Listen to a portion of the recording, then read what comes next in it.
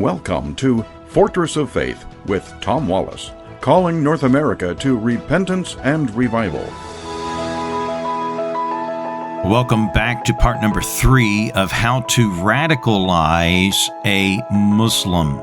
You're listening to Fortress of Faith. This is Tom Wallace. Well, folks, I started a couple days back talking to you about this material and research that Shahram Hadian and I had done a number of years ago, back when we were on American Family Radio together. Shahram was my co-host, and we were nationally syndicated on American Family Radio. I had just completed a course that I had done with John Guandolo. John Guandolo used to be an FBI analyst. He wrote the first course on the Muslim Brotherhood for the FBI in their investigation of this terrorist organization and their efforts to subvert America and the world and to bring us under Islam. And so, with our background, my background as a missionary for about 2-3 decades, studying Islam now, and Shahram being a former Muslim from Iran who got saved and is now a preacher of the gospel today, we put together these 10 steps of how Muslims are radicalized. Now, as I said, we don't like that word radicalized. Radical suggests it's something outside of the norm. Now, actually, the truth is that they're fundamentalizing them to the real Islam. Now, we can be thankful that the majority of Muslims in this world are moderate to non-practicing, and most of them follow a reformed version of Islam. We can be thankful to the Ottoman Empire of doing that, leaving the sword in the 7th century and teaching only the peaceful, kinder, gentler stuff of Islam. So most Muslims are not even acquainted with the real teaching of Islam. It's not hard for them to figure it out, though, if they would read the hadiths. And many of you have probably heard of the name Nabil Qureshi. I know better the man who led him to the Lord, David Wood, than I know Nabil. Nabil, we talked only once on the telephone before, but I've done some things with David Wood through the years.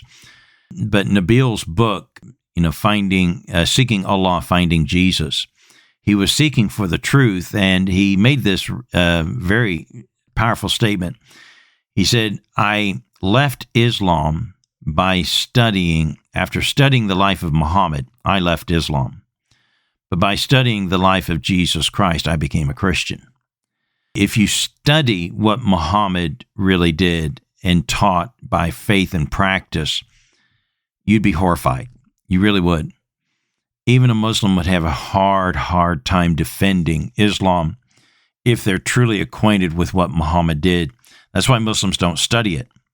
They'd rather close that chapter, that book, that side of it, but it exists, and they try to interpret it, well, they were being attacked. Oh, that's not what the historic record says. He was the one who was the aggressor.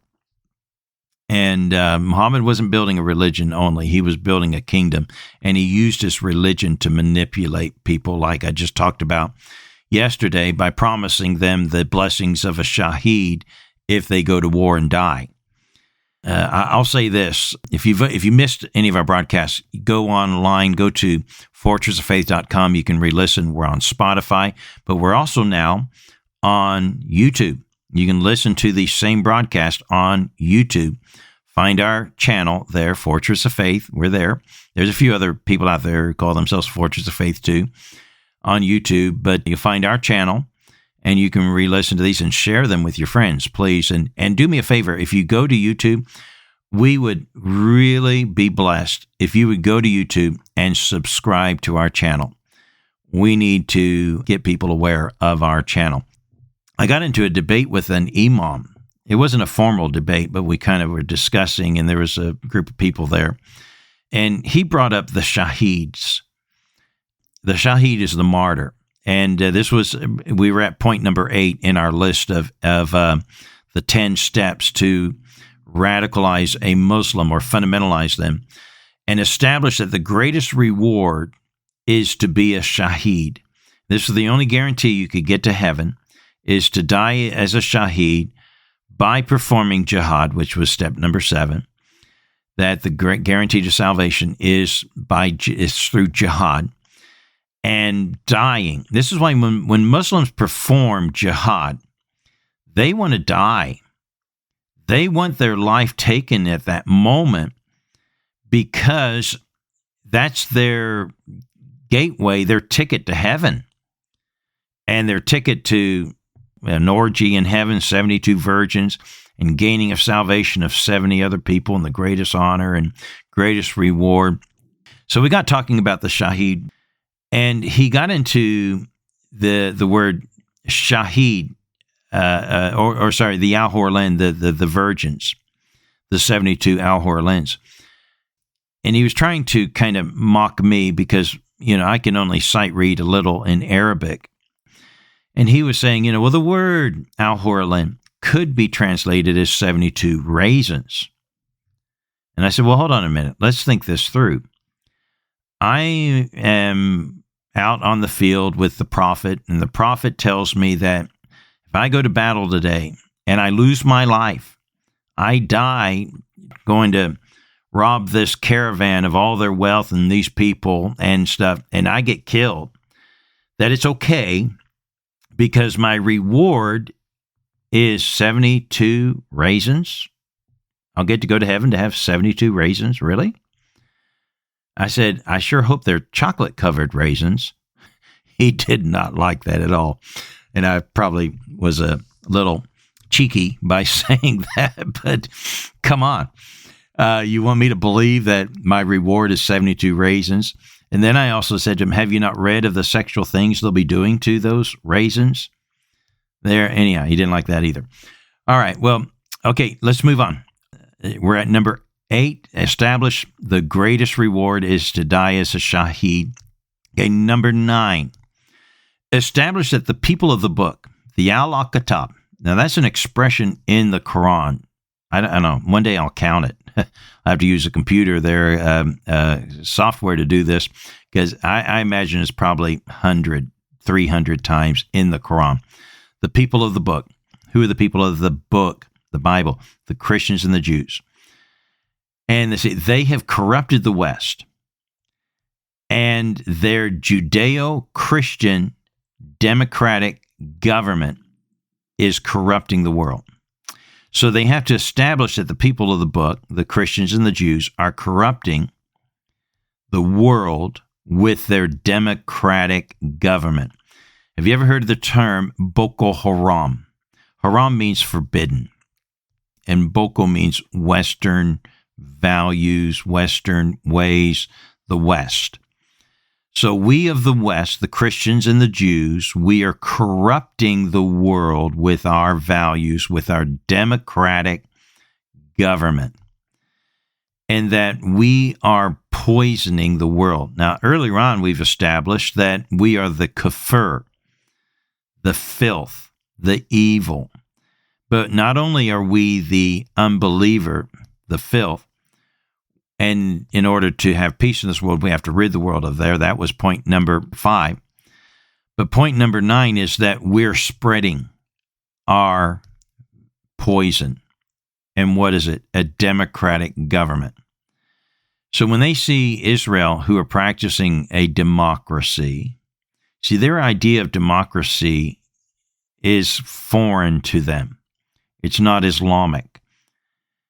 They govern themselves by a single dictator.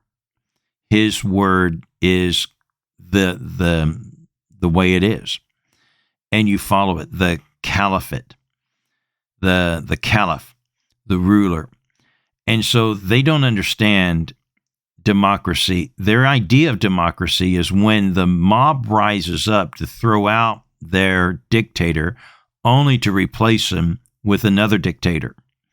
That's their idea of democracy. And by the way, we're not a democracy in America. I hope you understand that we're a republic. We use a democratic process, but we are a republic. We're not the rule of the majority. We have representatives that we pick through a democratic vote to pick our representatives, that's the republic, to govern us. And there's, we've got the courts, and we've got the legislative side, the branch, and the executive branch, and so on there. But that's all done through a democratic process of representation, a republic.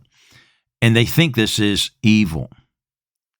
And that's why there's even a whole terrorist organization in Africa named after it, Boko Haram. The West is haram, forbidden.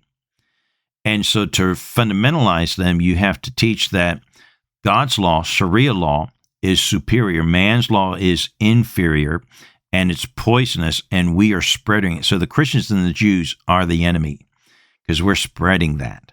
And number 10, the 10th of our 10 steps in how to radicalize a Muslim, establish that Israel is stealing the land God, Allah, promised to the descendants of Ishmael, and that the Jews are the prophet killers. So let's go back. In the Quran, it retells the stories, rewrites these stories that the Bible told us centuries before, and written by a descendant of Ishmael, or not by his hand, but by his instruction, his version. We have Abraham taking his son Ishmael to be sacrificed, not Isaac. And so Ishmael is the chosen son who receives the covenant of God for that land. And so they believe, according to the Quran, according to their prophet, that the land was promised to Ishmael and his descendants. But the Jews corrupted that and changed the scriptures to say it belonged to Isaac and his seed, the Jews. And so that's why they call the Jews the foreign occupiers, and they also call the Jews the prophet killers, because actually Muhammad did die at the hand of a Jew. Her name, he was killed by a woman. That's shameful. And no less, a Jewess. Why did Rahana poison the prophet? Well, the prophet chopped off her husband's head and made her his wife. I think she was a little upset about that. And probably, had a justified reason to kill the man that killed her husband. But nevertheless, the Jews are the prophet killers. And so that hate of stealing the birthright of the Arabs and being the prophet killers is spread. And so these are the 10 steps. And this is why Muslims are raised with hate. And by the way, those who are fundamentalized, like the Palestinians, that's why no one wants them. Most of the governments over there, like Egypt and Saudi Arabia and Jordan and many others there, they don't want these people. They've been busy trying to kick those people out of their country and go back to the old ways of the Ottoman Empire. They like that version. It's peaceful, and they can live with the rest of the world with that form of Islam. Well, that's going to be it for today. The 10 steps of how to radicalize a Muslim. Please share it with your friends. We need to be better informed. And join us again tomorrow at the Corner of Truth and Courage.